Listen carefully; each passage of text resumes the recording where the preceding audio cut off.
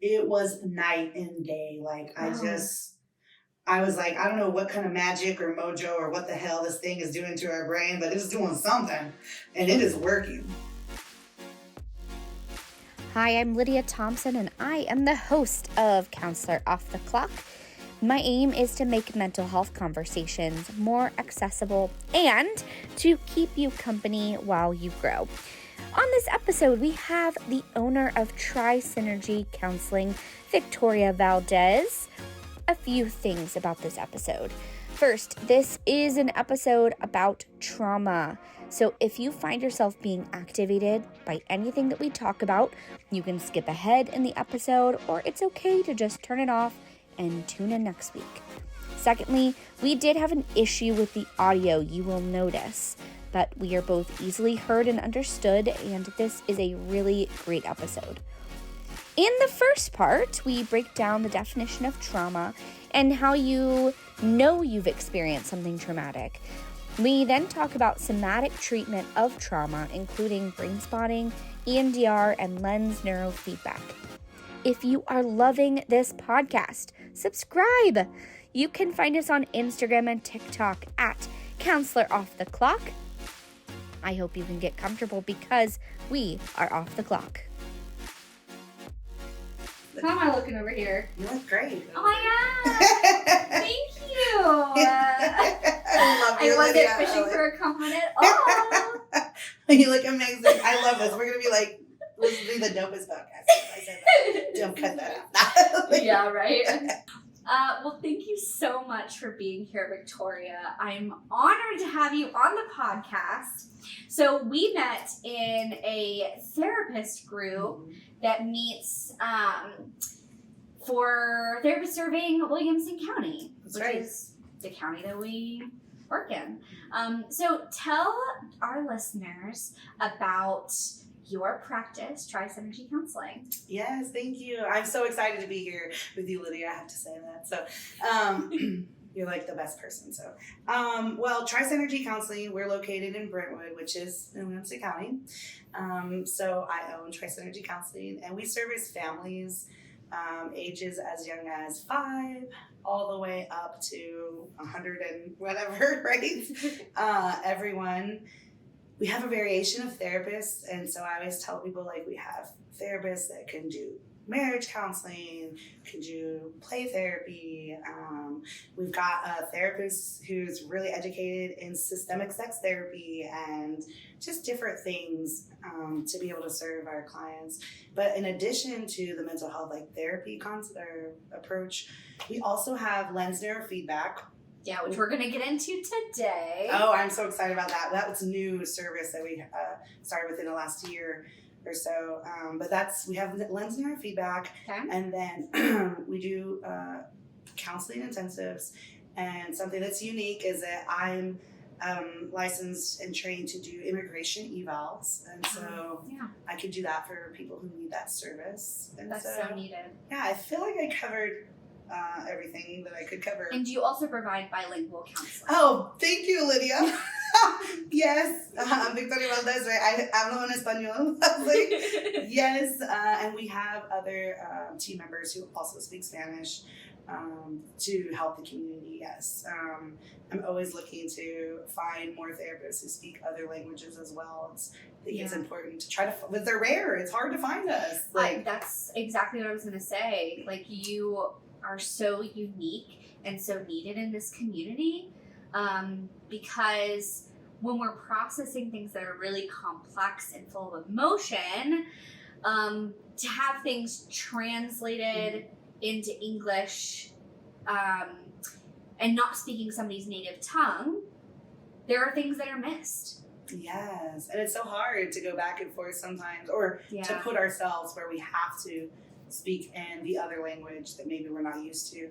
And even though I grew up in the home hearing Spanish and English, I still will go back and forth, even with non-Spanish speakers, I might throw a Spanish word out there and oops, so yeah, it's nice to have that for someone, right? To be able to go back and forth if they want to, or just speak in the language of choice, right? That is so valuable, truly. So I'm thankful to have you here. And maybe we can have you on another time to be talking about the Latino community and the mental health struggles. But today we are talking about trauma. Woohoo! Yes.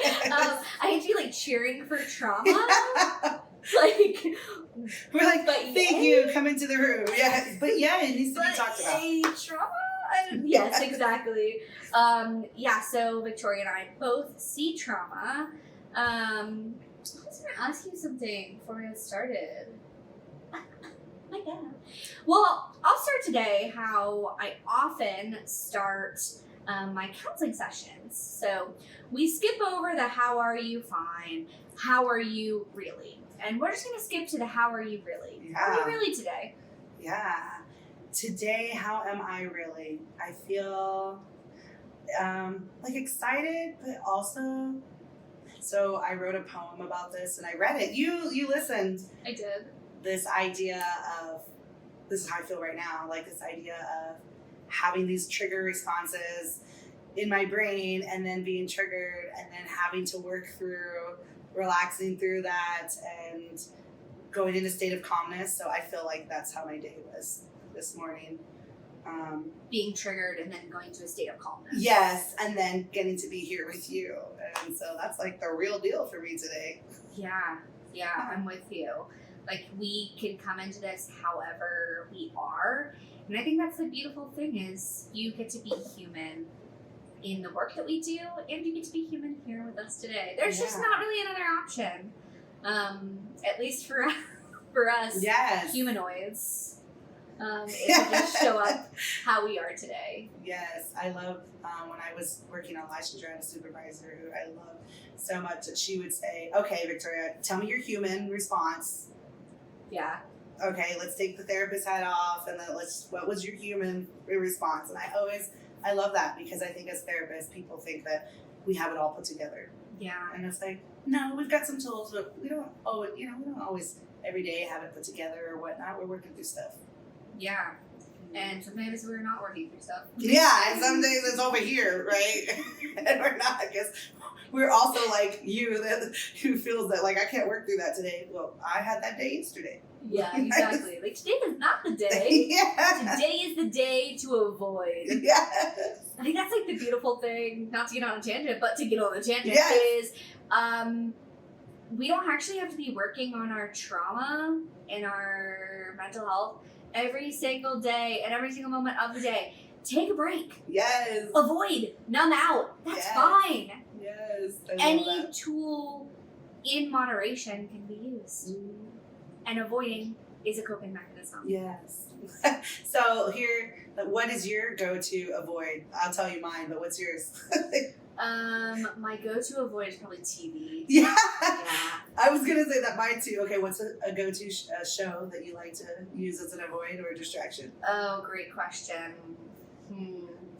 So I think there's differences between like if I'm watching TV with my husband, I'm not usually like avoiding anything, and we love Survivor. Yes. If anybody loves Survivor, please send me a DM on TikTok. I would love to talk about this season. Or Instagram, you can DM me on Instagram, whatever. But when I'm by myself, it literally doesn't matter. Just kind of anything. Anything. Yeah. I do like funny shows, but I love crime documentaries. Me too. We've not discussed this. Yes. I love those for even not being distracted or anything, just pure like, ooh, what happened, right? Like, curiosity. Yes. Yes, it's like sick in a way that like it holds my attention. Yes. Yeah. For you, what's your go-to avoiding show? If it was a really hard day, depending on how what I like, if I'm consciously avoiding something, right? Yeah. My go-to is like a good comedy show, like a stand-up comedy on Netflix. Got it. Like a special. Yes, like I love to laugh. Those are like my go-to. And then if it's just like I don't, I'm a big anime. I love anime. Oh, wow. So you can DM me on Instagram and whatnot. I will pull that into therapy. My teen kids and like tween kids got me into anime, and now I'm like, I love it. Oh, wow. They got you into anime. Yes. They got me, they sucked me in. Wow. Yeah. I know so many storylines from anime shows. I love that shit. Like, it's just amazing. Yes, I agree. But I don't really watch it, you know. I watch like Avatar and Korra. Yes, like, I loved it. Does that count as anime? Yeah, it does. I would say one that I really like that a teenager showed me too, that I was just like, I can't wait. No, it can't be over. I need them to write more. Is a little violent side, and gory and guts, but Attack of the Titans. Oh. I always say it wrong. It's probably actually Attack on Titan. Maybe they always correct me, but I'm like, but you know what I'm talking about. The Titan show. Yes, yeah. Oh my gosh, I love it. That's amazing. Mm-hmm. Yeah. So you work with teens. Mm-hmm. Do you work with adults and kids? So I do work. So I specifically, my love and pride and joy and passion is with kids around the age 5 through like teenage, and then when I got into private practice before I did a group practice. That was like the most of what I saw. Even though, disclaimer, if you look me up, yes, I'm a licensed marriage and family therapist, but I don't do couples.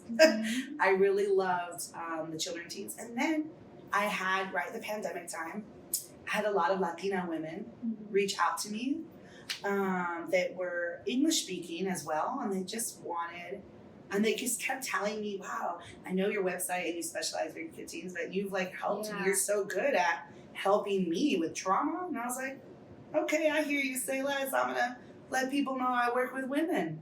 Yeah. So I work with women. I don't say that I don't have a male client right now, an adult Spanish speaking male client, but I mostly just see women, kids, and teens. Yeah. That's like the weird thing about like marketing yourself as a therapist. It's like you have to pick a specialty. I know. But like I'm human. And I click with a lot of different people. Like, I have adult clients that I so vibe with. Like, such great clients and great fits for me. Yes. But my specialty is teenagers. Right, yes. I'm jiving with that. Like, I even love, like, I had a few that picked me out that were in the 70 to 80-year-old range. And I was like, I love that you came and found me. Like, I love it. So, yeah. Old people that come to therapy. I know. They're the real deal. Yes. Like, I was like, you are the real shit now. You are doing the work being overcoming here. Like, the stuff that you had to go through. Like, I love that you're inspiring me. Yes. Because it's never too late. Yeah. Never. Never too late. Until it is. Yeah. I guess. Yeah. Dark. Yeah. Yeah. Well, I actually just want to jump into our topic because it is such a big topic. Unless there's something else you want to talk about. No. We're flirting with the topic. We're flirting. Yeah. So we're like, walking around it. Yeah. We're finding it. We're going in. So the question I often get is, how do I get over this? Like, how do I heal my trauma? That's a complicated question. Yes. And we're going to talk for about, 45 minutes to an hour about this topic. We'll see what I edit this to, you know. But this topic, there's books, courses, like you could spend your whole life studying this. So we are going to just talk about even just like this little. You don't know if you're listening on Spotify and Apple, but it's little. We're going to be able to only talk a little about it. Yeah. So let's kind of start from the top. What is trauma? The first thing I love to say is that, like, first of all, everybody's experienced trauma. And if you don't think so, you're wrong. I'm going to tell you You're that. wrong. Yes, I'm calling it out. Like, we all in different levels, right? So we have, like, the big T and the little t, right? And I always think of big T's, like, what's, is listed for criteria for, like, post-traumatic stress disorder. But even with that, littler T's, and I can give examples, can still have effects, really big effects or symptoms to us. So just throwing that disclaimer. And then for what I tell people what trauma is, anything that affected us in such a way that we feel stuck or stuck in moving past, or we're feeling like it's affecting our relationship. I talk in examples, women, clients who see me and say, I feel I'm so anxious with my partner, and I feel so bad that I have all this anxiety, and they're walking on eggshells, Victoria. And then they tell me, wow, I had all of this child abuse. Yeah. That is trauma. That you went through something and it rewired you, and now you're having this anxiety and it's affecting your relationship with other people. Yeah. That's like the very short, right? And there's so much like in our brain and like all the like research that we could talk about, but in a nutshell, it's you had something really horrible happen to you. Mm-hmm. You're having the symptoms and it's affecting the way you want to live and keeping you from living your best life. Yeah. Trauma is not in the DSM. Mm-hmm. And so That's right. It is not clearly defined. What is in the DSM, the Diagnostic and Statistical Manual, how we diagnose people, is PTSD. And that is a post-traumatic stress disorder. So that's a reaction to trauma. But how trauma is defined is personalized. That's right. And it's person to person. One person can experience something and react in a way that is traumatic, and another person can experience the same thing and it's not traumatic to them. Exactly. It's maybe like a bad thing that happened. Mm-hmm. I usually say it's something that altered the path of your life. Mm-hmm.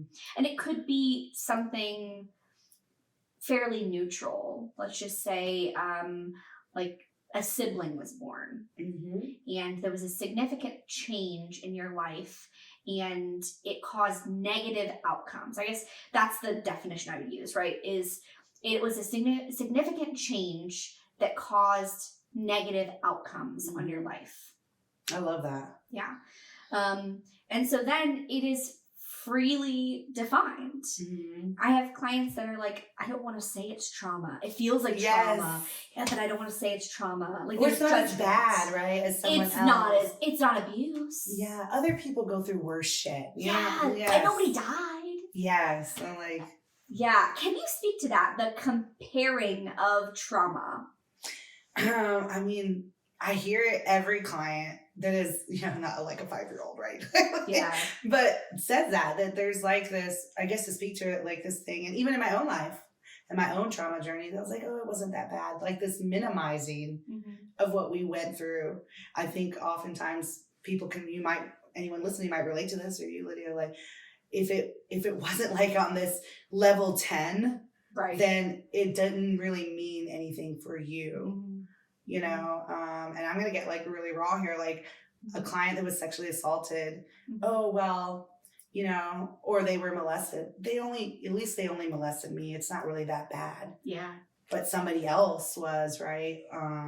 Or your example of maybe, there was a divorce, right? And it altered but that's okay. At least, But plenty of people get divorced. Right. Yeah. Plenty. This is like what I fight with almost every day is, some are not giving us credit, or not credit, but what's the word? We're not allowing ourselves to validate the experience. Yes. Yeah.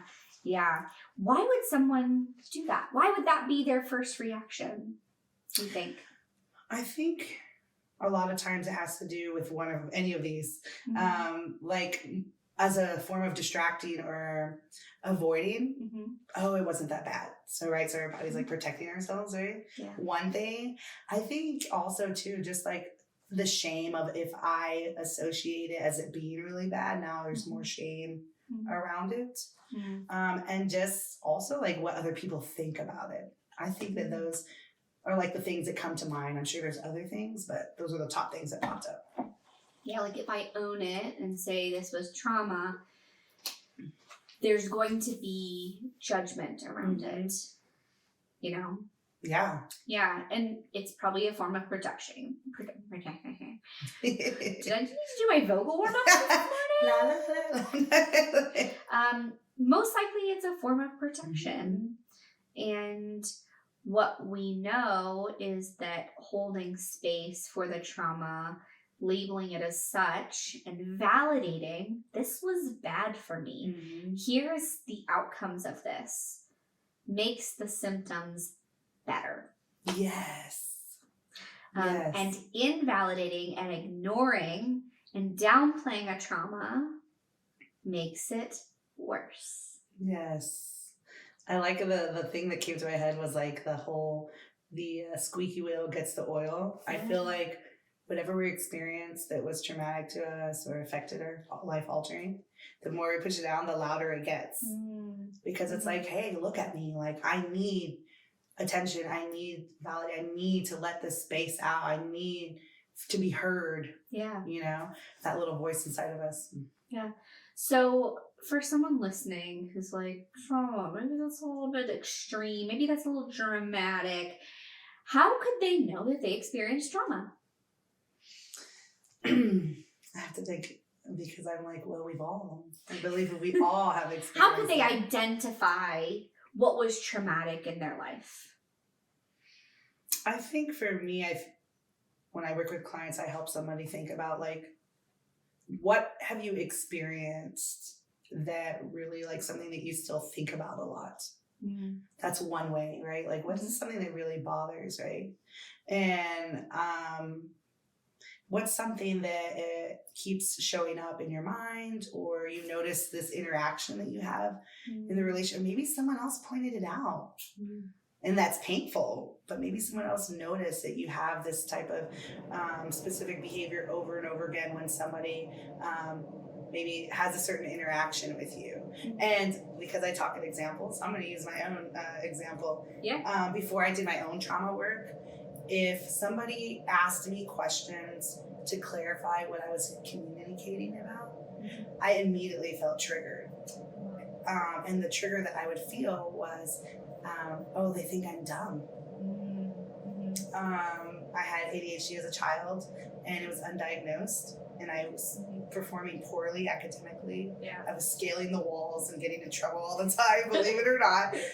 And so I had this constant, like, I'm not smart enough.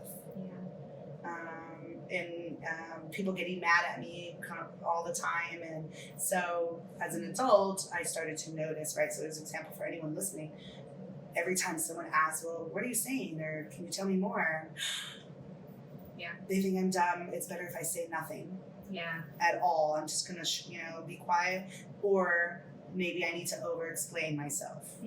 So those are little, right, might seem insignificant, but those are kind of examples, right? So noticing things like that. Yeah, it's often having nothing to do. It can have something to do with like a location or a person. Right. But often it can show up in just like normal life. Yes. And then you're having a reaction to something. And that's something to pay attention to. Yeah. That nobody was calling you dumb. Right. Nobody's calling you dumb. But, and it wasn't the same situation as when you were younger. Right. But it showed up and you had the reaction. And so you got curious, I'm sure. Yes. About why am I reacting that way? Yes. And people started to point it out. People who were gentle and loving, like, Who loved you. Yes. Yeah. And it made me explore more. What was that, right? Yeah. Or even things like people, like you said, that just show up in regular day life where maybe how angry. A lot of times noticing, I always say, wow, did you go next level on that? Did you Hulk out for something that maybe didn't? You're like, well, I realized after you calm down. Like, after you calm down yourself, you're like, why did I get so hulked? I freaking hulked out on that, and it didn't seem appropriate. Great point. It's like the situation and my reaction don't match. Yes. And so that can be a place to just get curious. Yes. And as we've talked about before, look at the patterns of your life. If you have, like, a bad day and you overreact one day, it's fine. Like, right. It's probably having to do with you didn't eat enough, you didn't sleep enough. Like, we all overreact sometimes. But right. What happens when it shows up over and over and over again? Right. Yeah. Yeah. So it's funny you say, like, it's something somebody thinks about. It can often be something somebody can't think about. Yes. Can you speak to that? Yes.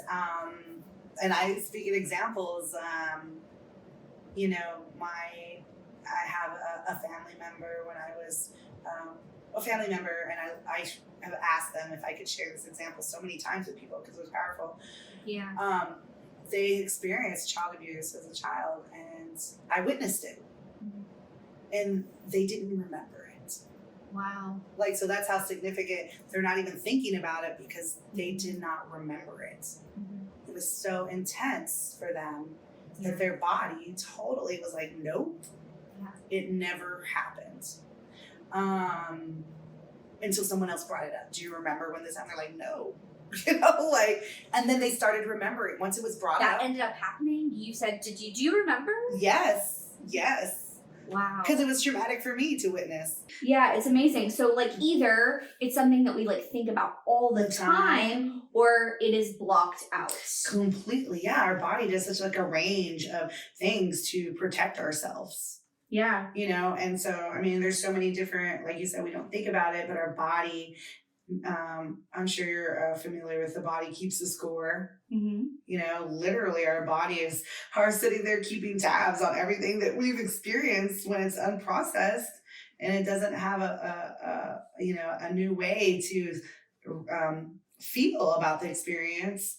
Then we're, you know, any little, right, the trigger or the anything, we might not even be thinking about it.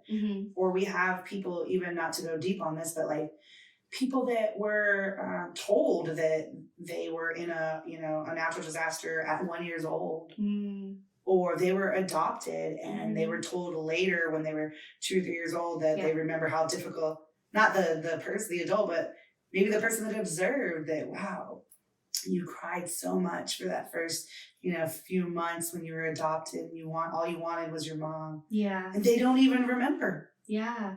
Yeah. So can you speak to the differences in experienced trauma for adults? Because, we have adults listening to this podcast. If they experience a trauma as a child versus they experience a trauma as an adult, how does that look different?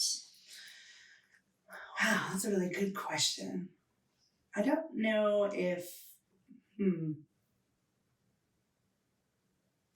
I think the thing that comes to mind when you ask that question was that when you're a child, your brain isn't fully developed yet. Yeah. So I think I can imagine that we're more vulnerable to the way that we're processing something or experiencing. Play therapy, right? If no one helps them understand what happened to them, they're making up the narrative. They're filling in the holes for themselves, right? And it's my fault. Yes, because that's how I often see if somebody experienced childhood trauma. Is it my fault? And it doesn't make sense. Like if I'm, the crime shows we watch, right? I'm gonna like a child saw, maybe their parent was, attacked, or there was a home burglary and they saw it, and they're, they forgot to brush their teeth that night. And, oh, well, it was because I didn't brush my teeth, That's the kind of magical thinking, right? Really? Yeah, but when you're an adult, I would say the difference is you may not be having that magical thinking and filling in the holes versus, but I still would say that I see and hear a lot of what's still my fault somehow. Yeah. Even when it happened, if you think of, I'm using the example of assault a lot lately, but or in our talk, but somehow I should have, not been looking at my phone. Yeah. I shouldn't have been there. I shouldn't have been at that party. Yeah. I should have my keys out, to be able to defend myself. I should have known. I should have known, right? Like that was going to happen to me. Like that kind of stuff. Like I think as adults, we still kind of deal with that a little bit. But I honestly don't, I love your question so much. I don't have any, like research or anything on how different it is versus how they process it. Right.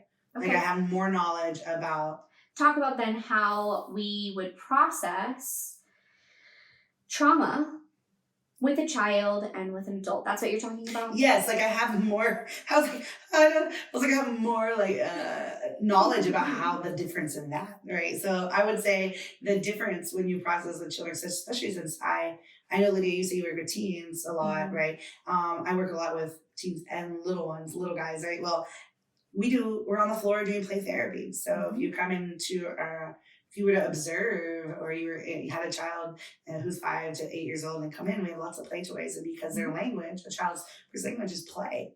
Yeah. And so the way that they're processing the trauma, parents are like, they're laughing in there, like what is going on? They had this horrible thing happen, but why are they laughing in there, right? Yep. They may experience joy while they're playing and sadness. So they're literally physically, they're using toys to express their internal world of whatever traumatic thing might have happened. I've kiddos who are, use the artwork to show what happened to them. And it's spontaneous. It's not a linear, I might work with a child for 8 sessions, and then they're actually showing me something that goes, oh, I can see this tying directly, literally, to what happened to them. Yeah. Right? Often as therapists, we don't always know. Exactly. And it's our job to hold the safe space and not to fully understand. And that's sometimes confusing for parents. Like, why don't you know if they're processing the trauma? Right. Like, sometimes I know. Right. Sometimes it's in your face, right? Yeah. I have an example. I've worked a lot with kiddos. And there was a child, maybe 6, 7 years old, and she put every doll we had in the dollhouse. I was like, curious. Like, maybe it means something and maybe it doesn't. Right. But I just checked in with Mom, and I was just like, hey, anything going on at home? Yeah. She's like, yeah, we've got people staying with us. So they need all of the people in the house. Exactly. Yeah. And so it felt to her like there's people everywhere in this house. Right. And so we can sometimes peek into their world. Right. Based off of the themes. Yes. That they're showing us. And sometimes we know, and sometimes we don't know. Yeah. We trust that we're providing a safe enough space where they can process the trauma. Yes, and I love that the modality of child therapy is the belief is that they have inside them what it takes to heal and make sense of their world if we provide them with that therapeutic space to work those things out, right? And then I would say when I work with adult and with children, I will add, I do use body or body somatics therapy modalities, which we'll probably get into that a little bit later, but to help, I use brainspotting. Bless you. And brainspotting is something that kind of helps any person, whether it's a child, process trauma in a more physical, I don't want to jump too hard into that, but in case we talk about later. But so I use different things as well to help them really deep into it. It looks very different. Processing with a child and processing with an adult.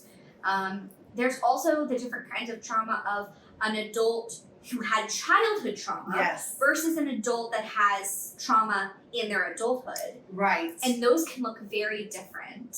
Tell us about that. Are you interviewing me now? Yes, because I was like, I didn't know really what to say other than the way that we process it. Often there's less words that we can put to it when it is with a child. Yes. They might not have full memories. We might have flashes, or we might have just body sensations to work with. Versus when a trauma happens in adulthood, there's often a narrative, like you were saying, and there's more of they can say out loud, like the verbalization of what happened to them. That's often where I see the biggest difference. Yes. In adulthood and in childhood. You're absolutely right. When you said that, I was like, oh yes, I didn't know that. Duh, Victoria. I was like, yes, because that's where you'll see a lot of more expressive, maybe writing, or they'll articulate more, more of that logical process of being able to speak about it, right? Yes, that's right. Yeah, well, because our brain just is not fully developed and doesn't keep memories the same. We don't keep memories the same in our childhood and our adulthood. I often hear from people I don't remember my childhood. Mm-hmm. And that's actually very normal, even without any trauma, because of how memories are stored in our childhood versus our adulthood. Yes. So it's okay.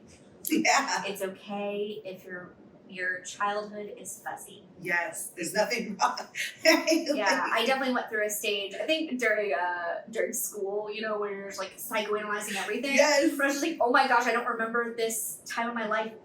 Was I like abused? What? Like, was there some significant trauma that I'm missing? Right.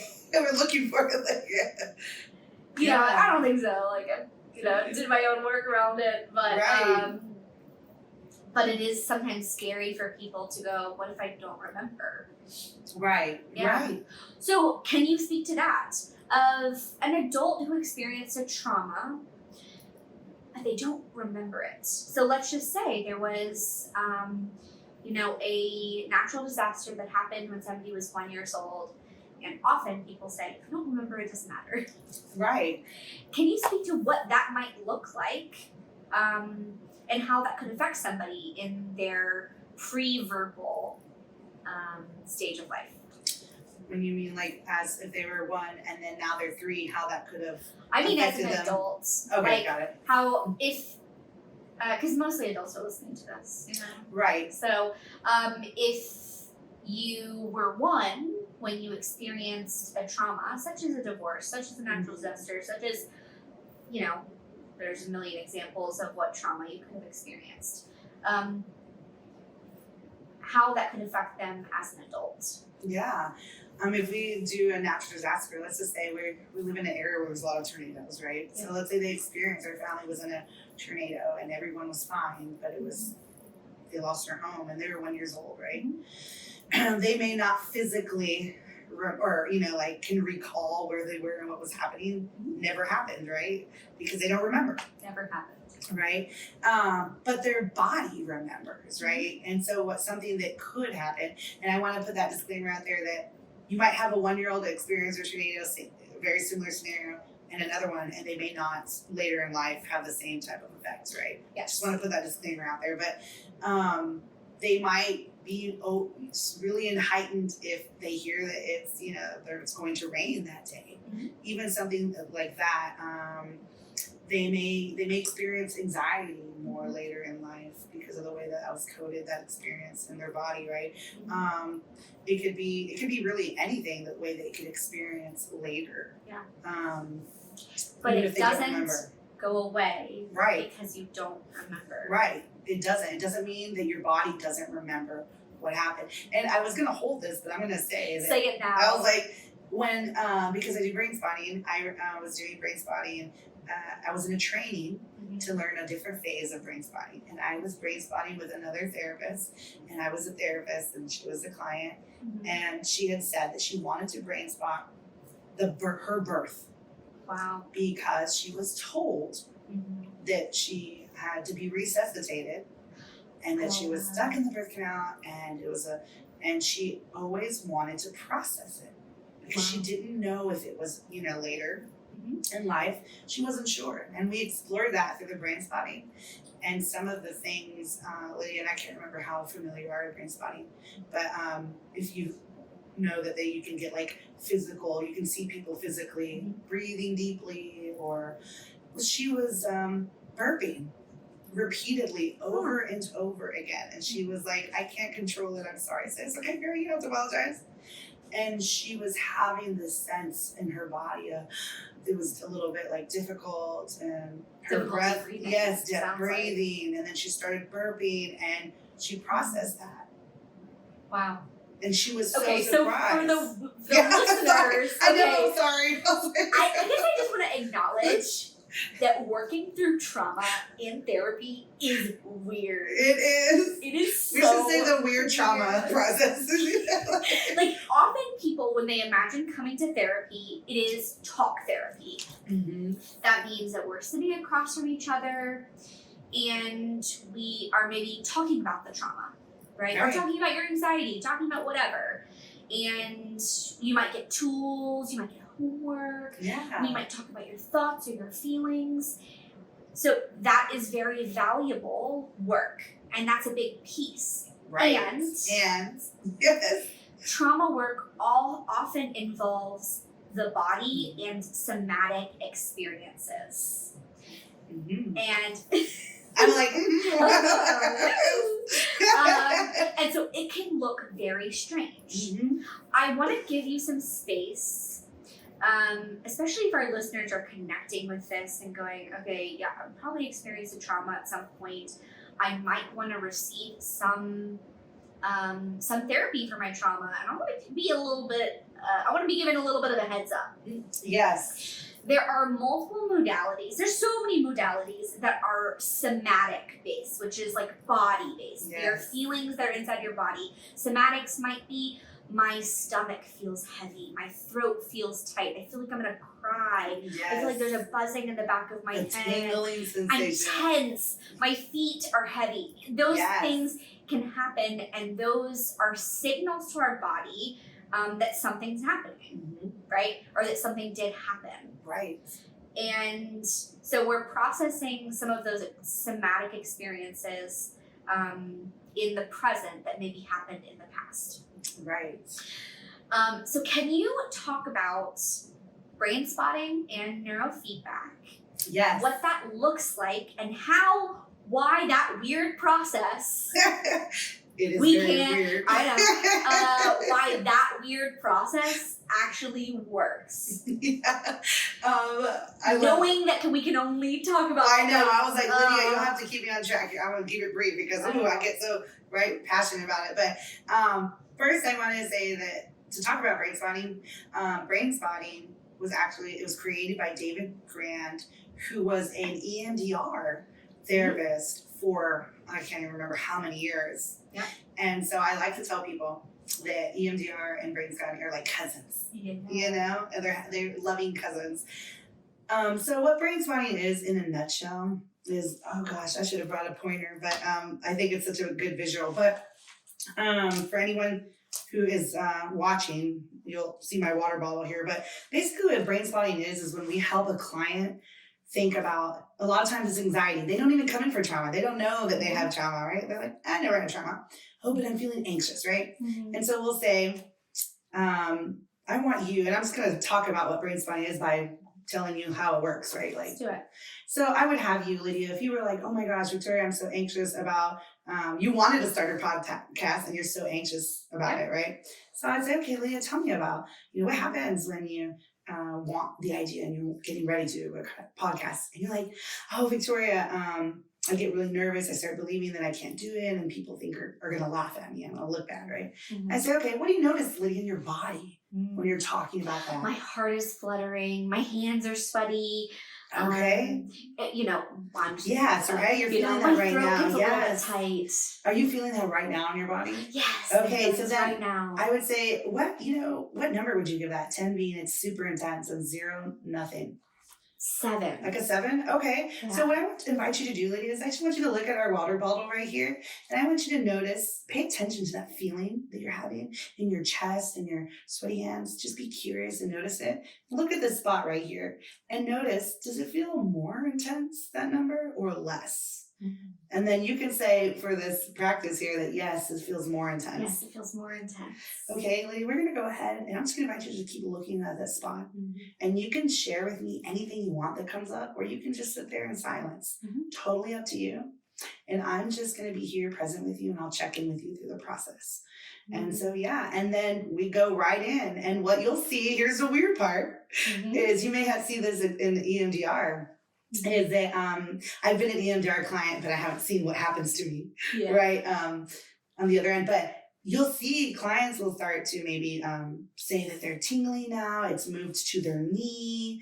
Now it's up in their head. And then sometimes you'll see, I don't know if the camera can see me or Lydia, but this, for the people listening, rapid eye blinking is like super common. You'll see this, like the shutter flash effect. And when we're done and we're processing, the whole idea is that maybe they were at a 7 or 8. And by the end of our time together, we say, well, how are you feeling now? I feel so calm and relaxed. And they're like, girl, this is what it feels like not to be in fight or flight. Like, I'm relaxed. I'm at a 0 or a 1. And now people say, okay, what, Victoria? Now I felt good after that session, but now what? Well, here's where it gets a little more weird, but good. I tell clients, you might start having memories or different things for the next couple of days. Mhm. So be ready to like take care of yourself and write those things down if you want to. And we talk about meditation to take care of yourself. It's called post-processing. And then they come back later and they say, wow, Lydia, for you, an example, I was able to actually film a podcast this week. Yeah. I felt still a little bit like a level like 2 with worry, but I was able to do it, Victoria. That is what brain spotting does, is it helps your body feel the emotions and the somatics of whatever it is that is getting in the way of you living your best life. And then it helps your brain and body reprocess it so that the next time you're confronted with the trigger, in our example, doing a podcast, maybe, right? In your example here, the next time you're faced with that, it's not so hard. It's not so activating, which is what EMDR, I experienced with EMDR, that same experience of feeling more relaxed and all that. Yeah. That sounds a little bit like magic. It does. And we're like, what the hell? Yeah, right? It's so like I just stare at the water spot. bottle. I stare at the spot and I just like, and then it's gone? Yeah, like really? This is some voodoo? Or So tell me about why looking at a spot might make things more or less intense. I love that.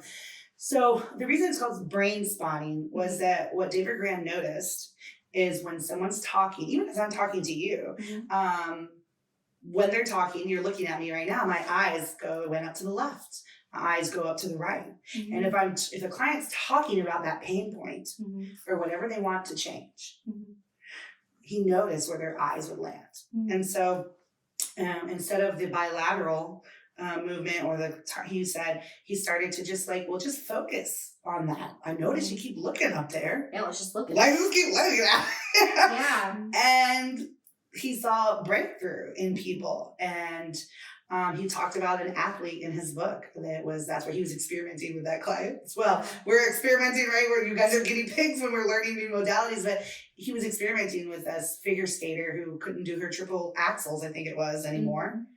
And just look at a spot. And that is looking at that spot, he deemed it, well, it's a brain spot. There's something about that focal point that's connecting to, like, in the midline of the brain where we talked about, and we didn't talk about this yet, but how trauma in that limbic system in our midbrain and where our emotional system is stored. And he associated with that. There's something about that spot going in, locking in, opening it up, activating it. We're looking for activation so that it can be brought to the front and we can feel that experience in a safe environment and wrap it back up. And now, wow, it doesn't have to affect us in the same way. Yeah. So our eyes are connected to our brains. Yes. And to sum some of this up is like trauma can get stuck. And that would be the brain spot. Yes. Trauma can get stuck, and it's actually like in a filing cabinet in your brain, right? It's like, that's where it is. That is actually the location of the trauma. Yes. That is what's so weird. And we're like, and the crazy thing is that there's just not enough. It's been researched, brain spotting, but I don't know where the funding's going to do more, but they just know what exactly, you said it beautifully, exactly what you said. They know that it's some type of that spot right there is where that trauma is. Yep. Even if they don't have like a brain scan to show like, this is what your brain looks like on brain spotting or EMDR, right?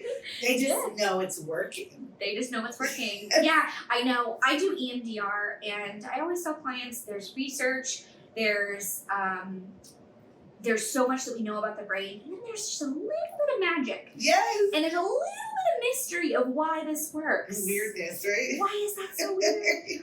So could people go home and do this themselves? What's the difference? Oh. Sorry. Okay, I tell people do not do this at home. I'm sorry, I was yes. Yeah, I was do it. Look around, see where your trauma is. I say yes and. Yes and. Yes and. I jumped in so quick on that. Yes and. How would someone do that at home? Yeah, so in the brain spotting community, what we've realized when we're working with clients, we wouldn't say day one, hi, you're doing your brain spotting session.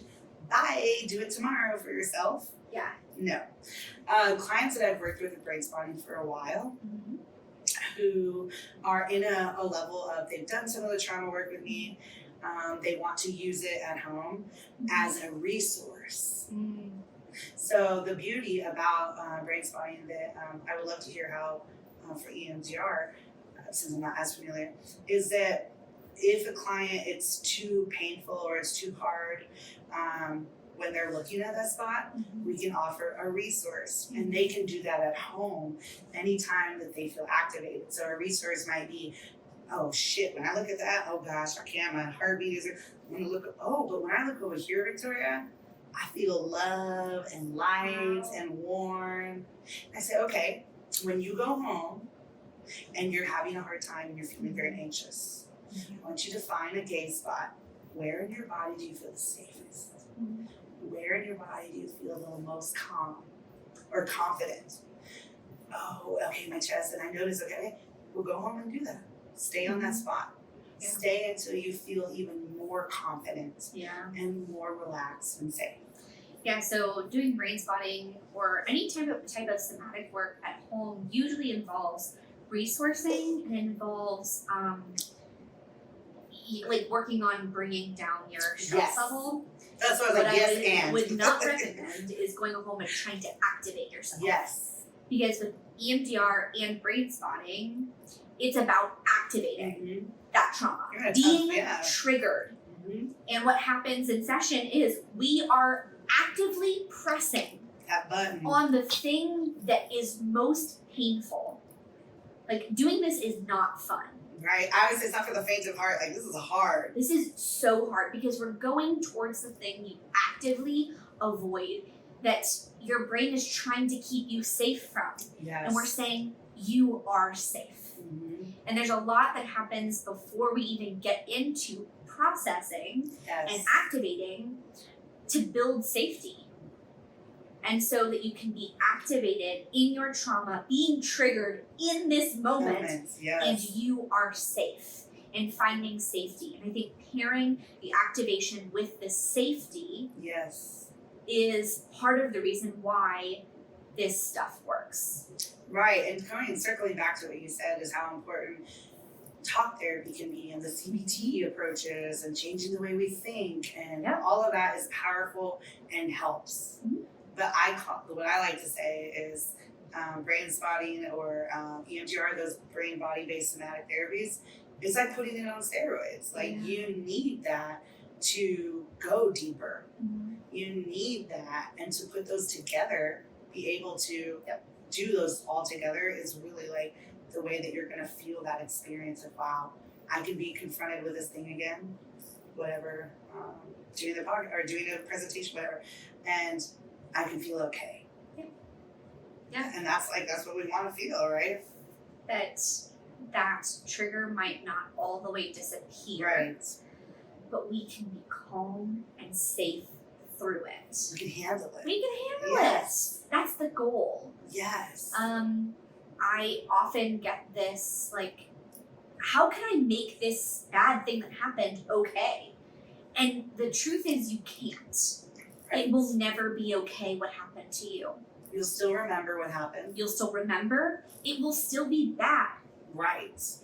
And it will not have the power over you in the present. Yes. Yeah. I love that. I'll talk a little bit about EMDR and what that looks like. That is a modality I use. EMDR stands for eye movement, desensitization, and reprocessing, which is a lot a mouthful to say. When you sleep, your eyes go back and forth, and your brain sorts through and files away memories. And when a trauma happens, your brain says, I'm not touching it. We get a brain spot, right? We shut it down and we don't process it. And this is why brain spotting works. And so with EMDR, we are taking a look at it, we're putting it in front of us, and we are manually sorting it back and forth. This might look like eye movement, looking at a light bar, or looking at my hand to go back and forth. This might also be an eyes closed or an eyes down, and holding buzzers that vibrate in your hands back and forth and back and forth. All we're doing is having both sides of your brain talk to each other. Yes. And what can often happen is there is a somatic experience happening in front of us, that we are less in our heads about understanding what happens. It's often quiet when we're doing this. People can talk out loud and people can often be silent, because often there's not words to put to this. Right. And so, yes, we're going towards, unfortunately, the most painful part. Yes. Let's go to the biggest thing. And let's tackle that first. And the theory is that if we can tackle the big thing, smaller things will follow. Yes. So that is the very shortest amount I can talk about EMDR. The goal for EMDR is not for something bad to be good. Right. Or to erase the memory. It's that you can think about it and you're not activated. Right, yeah. You are desensitized. So I've experienced EMDR and I think it is world changing. And you've experienced EMDR. Can you talk about your experience with trauma therapy, doing EMDR, and how that's changed who you are as a person, as a wife, as a parent, as a therapist? Yeah, so I've done a short counseling for EMDR and then kind of took some time off and then ended up doing brainspotting. So I think I'll talk about the two of them. So EMDR was my first experience with processing my own trauma. And what I found really helpful is that I didn't know what was going to come up for me. I knew I'd experienced childhood trauma. Mm-hmm. And I felt like EMDR took me right to that starting place. Yeah. I was so shocked with where it led me down this like train. I remember my therapist was like, "Oh, imagine a train," and I was right there in place in real time of this event that I didn't even think was a big deal. And I don't mind even sharing about it. I think one of my parents had gone to the grocery store and I was asleep, and the grocery store was like a block away. Yeah. And instead of waking me up at 4 years old, they left me there. And when I woke up, the door was locked and I went into total panic. I was crying. I was home alone. I did not think that was going to be significant. That's where the EMDR took me first. And so it made me realize, like, processing that experience and then other layers, and made me it helped with my view of myself. Mm-hmm. Because there were all of these little things that had happened that I didn't even think were big things as adults, that I was like, wow, that was affecting the way that I viewed myself. And then the way that I interacted with others. I'm sure it affected your relationships. Yes. What we know is that a small thing, quote unquote, can snowball into a big thing. Right. Yeah. And my parent was like, "Oh, I want to make sure she's traumatized by this or whatever." Yeah. It was like, she's napping, she's not going to wake up. Let me take this 10 minutes to go down the street, right? Yeah. Like, you were safe. Yes. Yeah. Yes. Right. But how that, my brain and body took me there. Yeah. I was so surprised. And then, so I did a little, and then I felt I wasn't in a place, I think, to like continue in that season of my life, because I was like, ooh. It's a lot to do. Yes, I came back around and I knew that I felt ready. I need to go deeper. And I connected with a brainspotting therapist and did my own therapy work. And I found the similarities with the EMDR and brainspotting is that the phrase for brainspotting is that your body knows how to heal itself, and that it'll take you exactly where it needs to go. Mm-hmm. And so I started brainspotting, and then exactly similar thing with EMDR was my brain was taking me to my childhood over and over again. If I said, I just want to brainspot my confidence, I'm struggling with confidence. Okay, well, we're going to go way down back, Victoria, way back. And it changed my relationship with my children. I was telling you, I think, Lydia, we were talking off camera or earlier in our friendship, about how doing our own trauma work, instead of me being, this is a real deal. I'm being real and raw, guys, with you guys. Like, I'm telling you, like, what really was happening with me. Yeah. I would, if my kid spilled some water, it was the biggest deal. Yeah. Like, oh my gosh, you're making such a mess. Now I gotta clean that up. Like, why? Like, and then later I'm like, gosh, I feel like a horrible mom. Clearly that was not a big deal. Why am I reacting? But that small thing didn't match the reaction that you had. No. Yeah. And my poor kid is like, oh my gosh, you know, like, and then you have the guilt on top of that and the shame on top of that. Yes. Gosh, which doesn't help as a parent. No. We don't need more guilt and shame. Right. I feel like we're barely doing a good job. Right. And so I could go on with something. And so then the minute I started being more intentional and I felt more ready, even my kids, my teenager, I love him. He was like, wow, Mom, you're so more chill. Wow. Like, you are so chill now. And I was like, well, thank you, son. I'm trying my best. And I had to work on, like, repair with my children and tell them how sorry I was. It wasn't okay for me to react in the way I did. And here's what was happening for me. It wasn't your fault. And I'm being better and I'm working on that. My relation with my husband didn't even think he had trauma, and he started getting lens neurofeedback, and he was processing trauma, and he was so much more able to relax and not feel on edge. Yeah. You know, so yeah. Wow. Yeah, so you were less activated in those moments that, had nothing to do with the water. No. Had nothing to do with the water. Yes. But you were activated in a moment, and it helped you be less activated. Yes. And probably a better parent. And yes. So if you are a parent listening and you're like, oh my gosh, I'm noticing myself getting activated with my children, that I've never gotten this way prior to having children. Right. I think I've talked to a lot of parents, it's like, I never was like this. Yeah, you're and like, now I have kids. Kids can bring out the trauma. They're the trigger. They can really trigger your trauma from your childhood because you're witnessing a child. Yes. That is so normal. Seek professional help. Yes. We can help you. Yes. We can help you process through that in order to be the parent that you want to be. Yes. I mean, it's just, and then think about too, I always tell parents, is like, we're not perfect. Even though I've worked through my trauma, doesn't mean I'm perfect. No. Right? But something thinking about, oh my gosh, like, to know that my children are going to have a better experience. My parents didn't have the resources or the wherewithal, and they were all their parents. And so on the generations, and being able to give that gift to your children, your grandchildren. Yeah. It's just as powerful. It's powerful. Yeah. Generations to come will benefit from you doing your own work. Yes. Yeah. And I believe that. Mm-hmm. So I do want to also talk about neurofeedback, lens neurofeedback. This is a modality I actually don't know much about.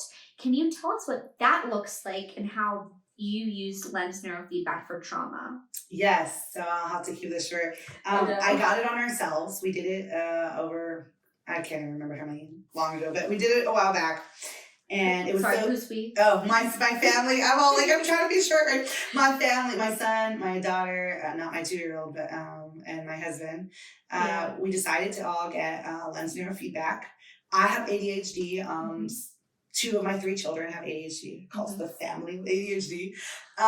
My husband wanted to try just to see, like, hey, what kind of benefit? I don't know what's going on with me. Let's just see what happens, right? Yeah. We went to go get it.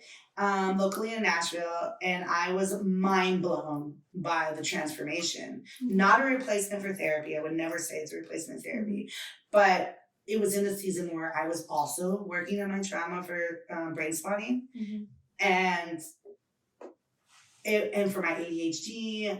One of my kiddos was dealing with anxiety. It was night and day. Like I was like, I don't know what kind of magic or mojo or what the hell this thing is doing to our brain, but it's doing something, and it is working. So now you do You're like, I experienced it. I need to be able to do this with my clients. I said, how can I get this yesterday? And I want to be able to use it too, right? So fast forward, this is what it does. I learned what it does.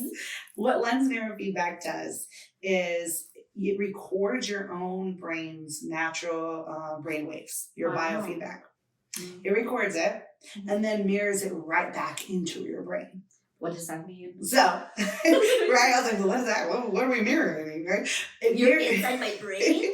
Yeah, it's mirroring the frequencies back, the brain waves back into your brain so that your brain can auto-correct itself is what I like to call it. And so a fun little example is that imagine you ate this awesome spaghetti and it's on your chin and you don't notice and you're walking around town. No one told you have the spaghetti on your chin. You look in the mirror and you've got, oh crap, well, let me wipe it off. Let me fix that. Let me do something.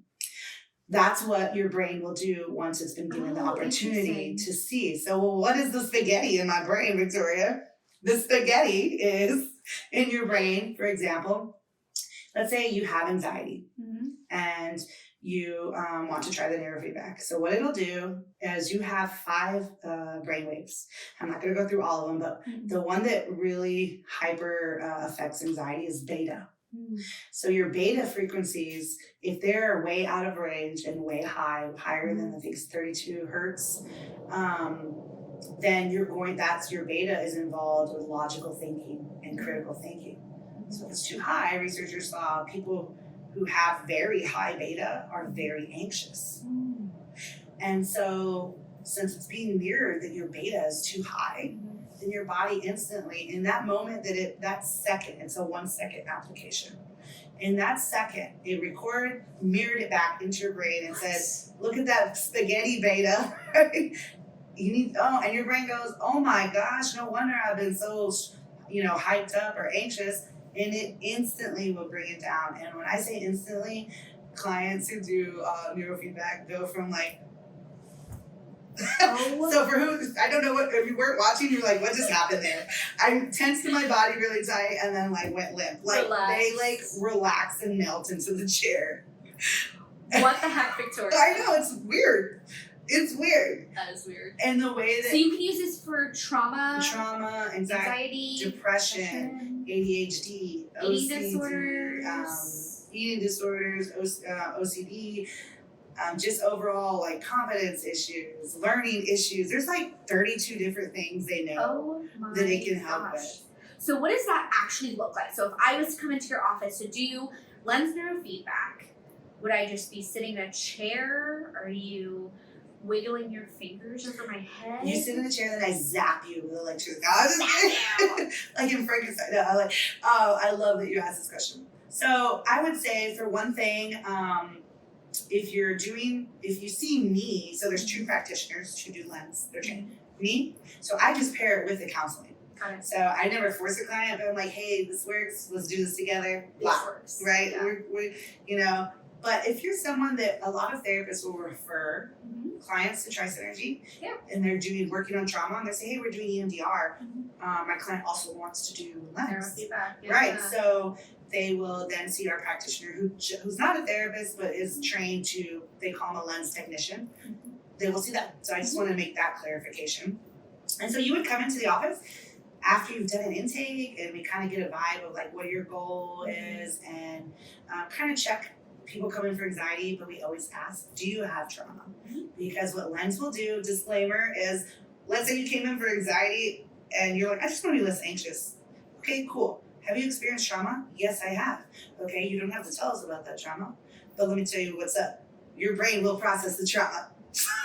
Whether you wanted to or not. This sounds like a shortcut. It sounds like cheating. Well, this is why we tell people, are you seeing a therapist? Yeah. Because if you're not, you got to do the work outside of. Yes, that's why it's not a replacement. I never say it's a replacement, because if not, you're gonna be like, well, I don't want to come back because I just processed some trauma that I didn't know who to help with, right? Yeah. So that's the somatic. This is the somatic piece. Yes. And then having the verbal piece, especially for adults, to get it into our prefrontal cortex, which helps us understand critically what has happened, why it's happened, giving us a narrative, meaning making. All of that. Yeah. Sorry. Yes. And so you would sit in the chair after we check what's going, do you have trauma? Do you have this? Do you have that, right? And then we kind of let you know that hey, this is what you would experience afterwards. You could experience any of these things. And keep track of what you do experience. And then we'll see you next week. But you sit down in the chair. Okay. We have, I call them jumper cables, these clippers right here, and then we have 2 sensors. And they go on your ears? Yeah. You clip them on your ears? Yes, they're really cute, actually. I think they are.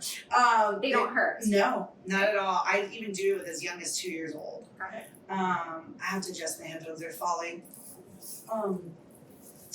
So we do the clippers, and then those are like the grounders, it's grounding, and then we have 2 flat sensors. And we always start, no matter what, we always start right here at the front. This is FP1, FP2, executive functioning skills. We always start here. Your eyebrows. Yep. And then we always do what's called a toe in the water approach, because the idea of the lens is it's your own brainwaves, but we can control how intense the brainwave mirroring is, how high or low. And since we don't know the first time how your body's going to respond, we go the very lowest toe in the water That approach, makes sense. right? And so we do that, and then we tell you there's a 48-hour window that you're going to track to let us know if you had any of these symptoms and we know it was too much, or you had no change. We might need to go a little higher of your own feedback. We go all the way through the 21 sites in your head. Wow. There's 21 sites, but we don't do that all at once.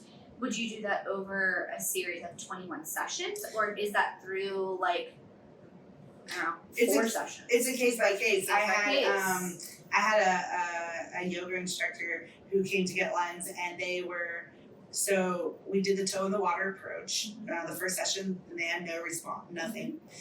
So we said, okay, well, on the next session, we're gonna go. The next set would be right up here, and so top of your head. Yeah, top. Oh yes, thank you. Top of our forehead, and then we're going to continue to go all the way to the back. But we're gonna each time we do a dose, we're gonna stop and say, "What do you notice in your body?"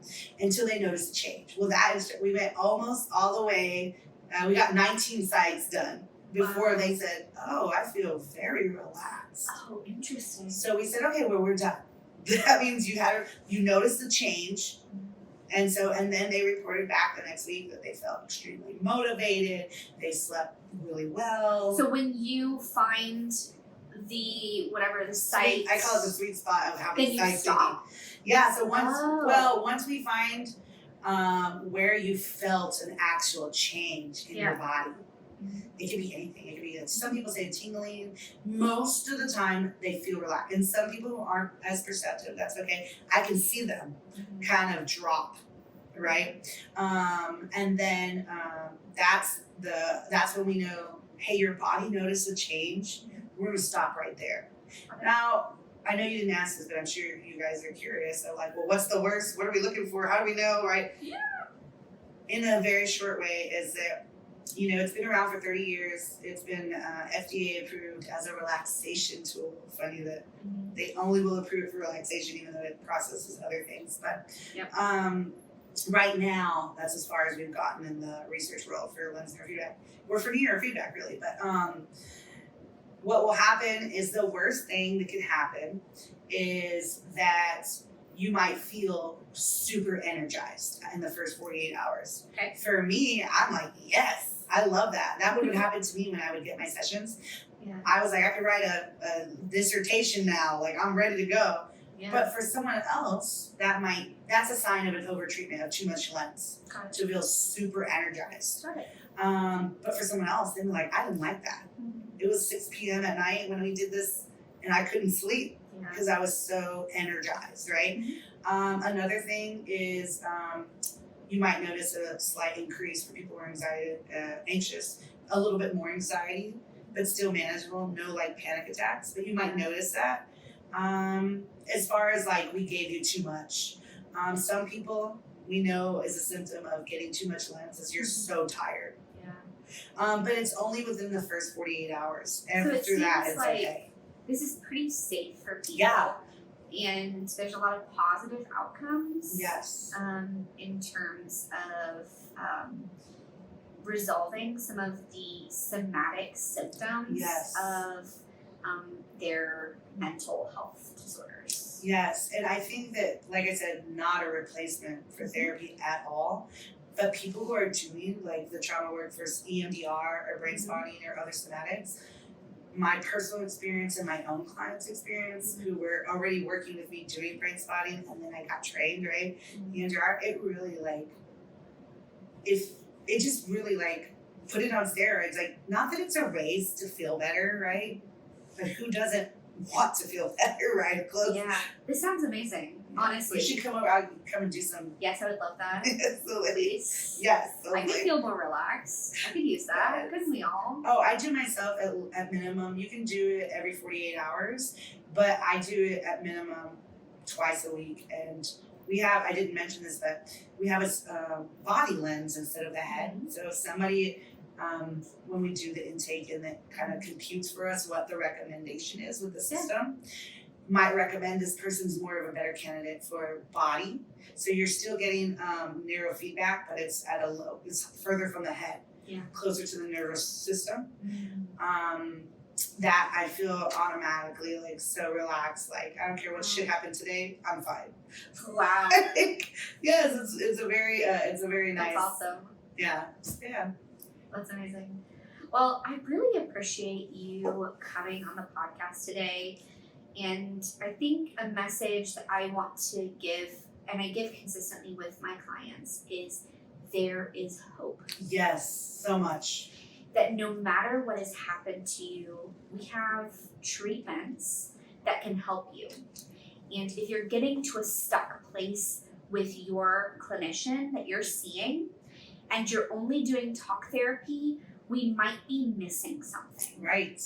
And be willing to have this conversation with your therapist to say, I would like to work on more somatic therapies. Is that something you do? Can we work in tandem with another therapist? Right. What can we do so that not just my cognitive prefrontal cortex brain can understand, but my whole brain and body can feel safe? Yes. Yeah. So we have just kept people company. Mm-hmm. I don't know who's listening to a podcast on trauma while we're just chilling, but if that's happened, or they've zoned out, they've got ADHD, like my husband, hi Xavier, and are kind of coming to the end going, oh no, I've zoned out. What is a takeaway from our conversation today? I love this. I think a takeaway is that be curious about what you've been through or what you're going through, and be curious. And if you feel that your life you're having a really hard time in life, and maybe you've experienced some things, go and reach out to a therapist who uses those modalities to heal trauma. That would be my big summary: is go and give it a try, because there's hope. There is hope. What about for you? What would your summary be? My summary. Oh, great. Don't put me on. I'm the host. Damn it. This is my summary. I answer you. Okay. I've been. I don't know. What Victoria said, and what Victoria would say. I mean, I kind of had mine in. There's hope. We can treat it. Yes. Right. We can do this, guys. We can do it. We can treat trauma. Spanish plug, si se puede. We can do it. Yes. You said that good, Lydia. I did some high school Spanish. Oh, it's coming back. It's coming. It lives in me somewhere. I really do appreciate you coming on the podcast, and Victoria's information about Tri-Synergy Counseling, which is your practice, will be in the show notes. Awesome. So I will make sure that people know where to find you. I appreciate all of you joining us today, and I hope you have a good day, and if you don't, that's okay as well. After this, I am so bad at ending this podcast. It's literally the worst. I am too. Sometimes I'm and it's, do the thing. Yeah. Do whatever thing you need to do. Do whatever thing you need to do. And whatever time it is. Well, I hope you can get comfortable, because we are off the clock.